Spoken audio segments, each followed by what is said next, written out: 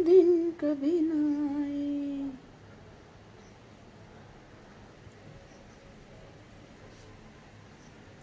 यारा तेरे यारी को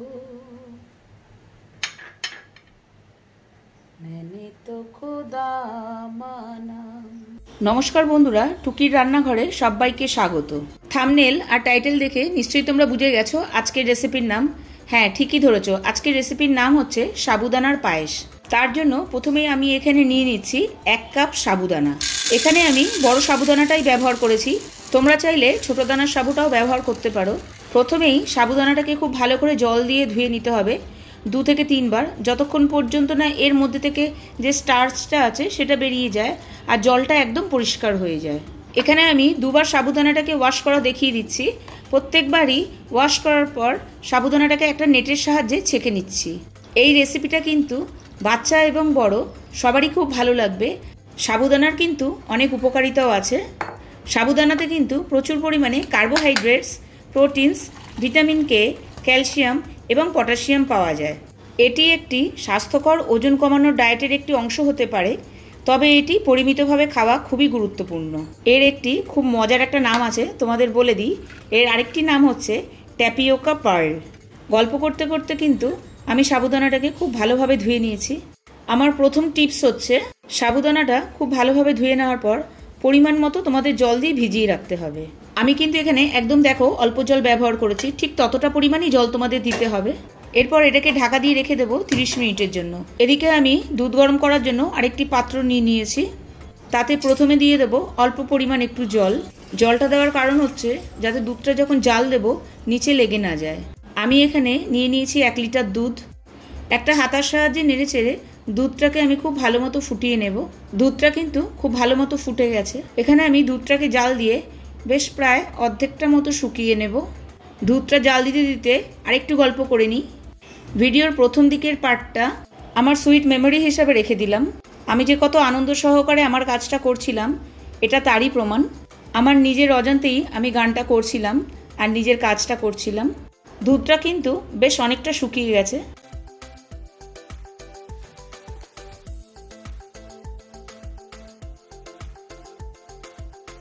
এই অবস্থায় 2 হাতা দুধ আমি একটা বাটিতে তুলে নেব আর এর মধ্যে নিয়ে নেব 2 টেবিল স্পুন মিল্ক পাউডার।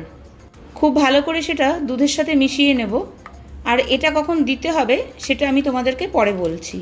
দেখো আমি খুব ভালো করে এটাকে মিশিয়ে নিয়েছি, কোনো লাম্প কিন্তু এর মধ্যে নেই। তোমরাও ঠিক এভাবে মিশিয়ে নেবে। ততক্ষণে আমাদের সাবুটাও কিন্তু দেখো বেশ শুকিয়ে ঝরঝরে হয়ে গেছে। জলে ভিজে একটু নরম হয়ে গেলেও আর একটু হওয়া কিন্তু এখনও বাকি আছে। সাবুটাকে ঠিক এই রকম অবস্থায় পেতে হলে কিন্তু তোমাদের জলের পরিমাণটা কিন্তু একদম ঠিক দিতে হবে, যেভাবে আমি দেখিয়েছি। আবারও আমি সাবুটাকে লাস্ট একবার খুব ভালো মতো ধুয়ে নেব। যদি এর মধ্যে কোনো স্টার্চ থেকে থাকে তাহলে সেটা বেরিয়ে যাবে। আমি ধুয়ে জলটাকে ঝরিয়ে নিয়েছি। এখানে দুধটাও কিন্তু প্রায় অর্ধেকটা শুকিয়ে এসছে। আচ্ছা, সেকেন্ড টাইম ধোয়াটা ছিল কিন্তু আমার সেকেন্ড টিপস। এই অবস্থায় আমি কিন্তু গ্যাসের ফ্লেমটাকে বন্ধ করে দেব। গ্যাসের ফ্লেমটা বন্ধ করে দিয়ে দুধের বাটিটাকে একপাশে সরিয়ে রাখবো। তারপর নিয়ে নেব একটা কড়াই আর নিয়ে নেব তাতে 1 টেবিল স্পুন ঘি। আর সেটাকে খুব ভালো করে গরম হওয়ার পর কড়াইয়ের চারিদিকে মাখিয়ে নেব। কারণ আমি যখন সাবুগুলোকে ফ্রাই করব তখন কড়াইয়ের নিচে সাবুগুলো যেন লেগে না যায়। আর এই সময় কিন্তু গ্যাসের ফ্লেমটাকে লোতে রাখতে হবে আর 1.5 থেকে 2 মিনিট ধরে একটু ফ্রাই করে নিতে হবে। এটা হচ্ছে থার্ড টিপস সাবুর পায়েসটাকে সুন্দরভাবে তৈরি করার জন্য। এটা কড়াইয়ের নিচে একদমই লেগে যাবে না বা পায়েস হওয়ার পর একটুও দলা পেকে যাবে না। আমি এখানে নিয়ে নিয়েছি একটা তেজপাতা, একটা সুন্দর ফ্লেভারের জন্য। এটা অপশনাল, তোমরা চাইলে নাও দিতে পারো। সাবুটা ভাজা হয়ে গেলে এর মধ্যেই আমি দিয়ে দেব আগে থেকে জাল দিয়ে একটু গাঢ় করে রাখা দুধটা। আরেকটা কথা বলতে ভুলে গেছি, সাবুটা যখন ঘিয়ের সাথে ভাজবে তখন কিন্তু থামলে চলবে না, তখন কিন্তু কন্টিনিউয়াস নাড়তে হবে তোমাদের, না হলে কিন্তু নিচে একটা লেগে যাওয়ার সম্ভাবনা থেকে যাবে। এখানে আমি সাবুর সাথে দুধটা মিশিয়ে নেওয়ার পর খুব ভালো করে একটু নেড়ে দিলাম। সাবুগুলো দেখো এখানে খুব সুন্দর ওপর দিকে ভেসে উঠেছে। তোমার সাবুর পায়েসটা যে একদম ঠিকঠাক হয়েছে এটাই তার প্রমাণ। আর এর মধ্যে আমি নিয়ে নিয়েছি 3-4টে এলাচ। আবারও সব কিছুকে খুব ভালোভাবে আমি মিশিয়ে দিচ্ছি। এটা কিন্তু যে কোনো উপোসের দিনেই তোমরা কিন্তু খেতে পারো। এখানে আমি কিছু কাজু আর কিশমিশ নিয়ে নিয়েছি। প্রথমে এটাকে ভালো মতো ধুয়ে তারপর একটু জলে ভিজিয়ে রেখেছি। এটাও অপশনাল, তোমরা চাইলে এটাকে স্কিপ করতে পারো। 5 থেকে 7 মিনিট ফোটার পর দেখো দুধের পায়েসটা কিন্তু অনেকটাই গাঢ় হয়ে এসছে। এই অবস্থায় কিন্তু আগে থেকে যে আমি বাটিতে দুধের পাউডার মিশিয়ে রেখেছিলাম সেইটা আমি মিশিয়ে দিলাম। এবার আমি এতে দিয়ে দেব তাল মিছরি। তোমরা চাইলে বাতাসা, চিনি যা কিছুই তোমাদের ইচ্ছামতো ব্যবহার করতে পারো। তবে তাল মিছরি বা বাতাসা দিয়ে পায়েস করলে সেটার টেস্টটা অনেক গুণ বেশি বেড়ে যায়। দেখো মিছরিটা দেওয়ার পর দুধটা কিন্তু একটু পাতলা হয়ে গেল।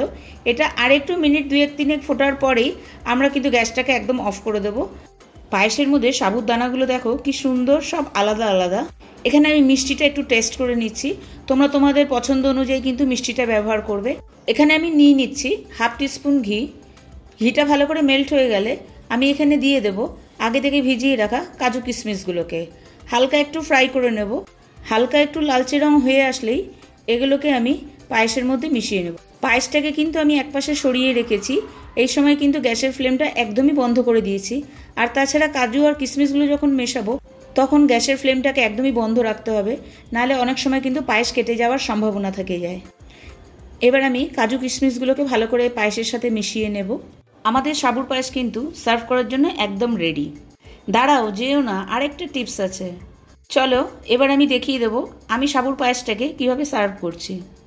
আমি যখন কাজু কিশমিশগুলোকে পায়েসের সাথে মেশাচ্ছি তখন কিন্তু আমার গ্যাসের ফ্লেমটা কিন্তু একদম অফ আছে।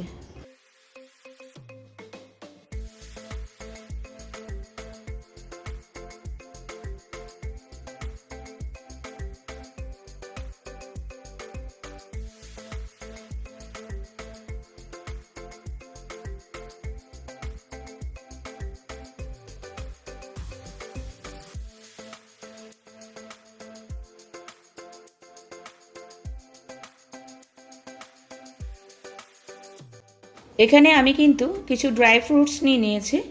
ড্রাই ফ্রুটসটাও অপশনাল, কিন্তু আমি বলবো যদি সম্ভব হয় তাহলে ড্রাই ফ্রুটসগুলো ব্যবহার করো। নরম পায়েসের সাথে যখন ড্রাই ফ্রুটসগুলো মুখে পড়বে তখন কিন্তু পায়েসের স্বাদটা দুর্দান্ত লাগবে। অবশ্যই তোমরা বাড়িতে এটা একবার ট্রাই করো। আশা করি ভিডিওটা তোমাদের ভালো লেগেছে। আর ভিডিওটা ভালো লেগে থাকলে অবশ্যই আমাকে কমেন্ট বক্সে কমেন্ট করতে ভুলো না। আর আমার চ্যানেলের নতুন বন্ধু হয়ে থাকলে সাবস্ক্রাইব করে পাশে থাকার অনুরোধ রইল। পায়েসটা কিন্তু দেখতে খুব ইয়ামি লাগছে আর খেতেও কিন্তু ভীষণ ইয়ামি হয়েছে।